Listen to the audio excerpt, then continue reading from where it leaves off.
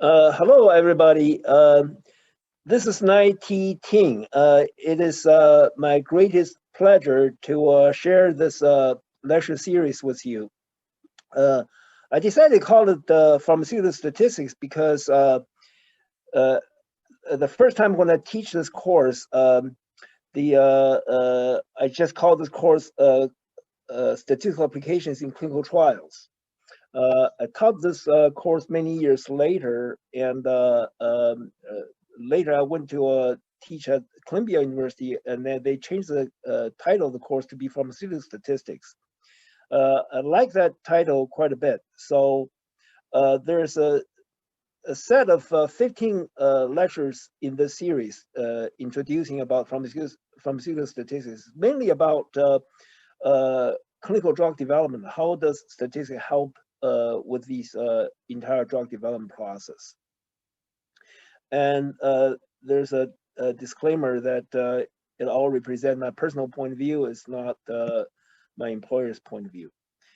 About myself, my name is Nai Ting. I'm a fellow of American Statistical Association.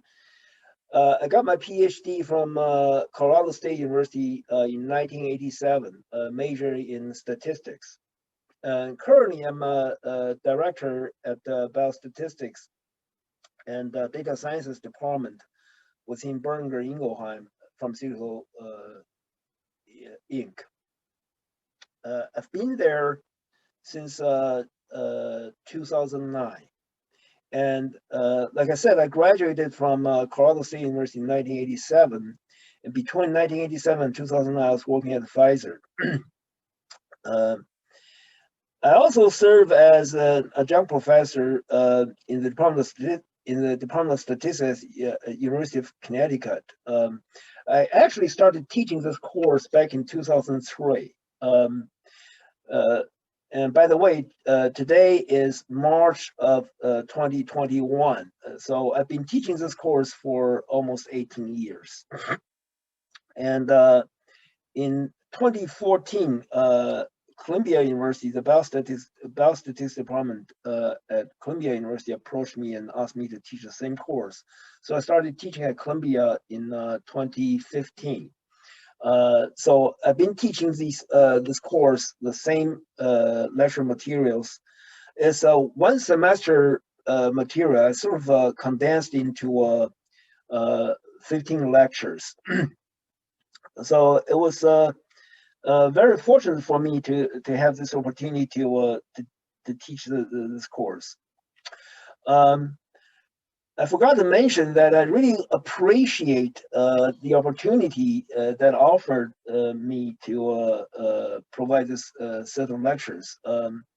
Of course, I want to thank the biopharmaceutical section of American Statistical Association to set up this platform.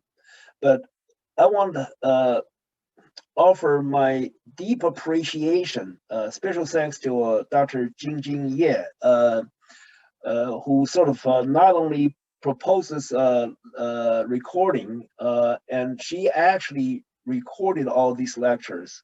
So I gave a lot of credit to her. I'm very, very grateful of this opportunity. Now, about these lectures, it's a total of 15 one-hour lectures. So we broke it down into several parts. At the beginning, I started talking about what is a clinical trial. So there are two one-hour lectures to cover what is a clinical trial. Then I get into a clinical development plan. So how do you develop a drug? The new drug development processes. So that's, again, two parts. After introducing the clinical trial and clinical development plan, I get into phase one. And that's one lecture.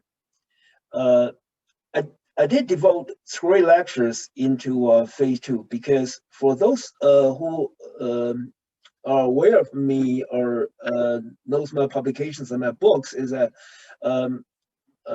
in the field of pharmaceutical statistics, people know me as the dose finder. So in other words, my main research interest has been about dose finding and dose response, and that happened in phase 2. So I did spend quite a bit of effort on this topic.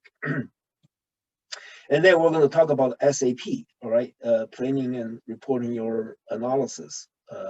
So that's basically your SAP, protocol design, SAP, and CSR, clinical study report. I have one lecture on subgroup analysis. Now, I started talking this subject as ANCOVA, and then later, I think in 2008, people introduced MRMM, so I included MRMM. And then in 2017, there's a draft guidance about estimate, so I put all of them together into 2 parts. And finally, I have one lecture on non-inferiority trials and one lecture on the clinical safety, 2 lectures on clinical safety, sorry. Now, for references, I would recommend these 3 books. Of course, this book is the textbook for my students. So this is a book that was co-authored with Scott Evans.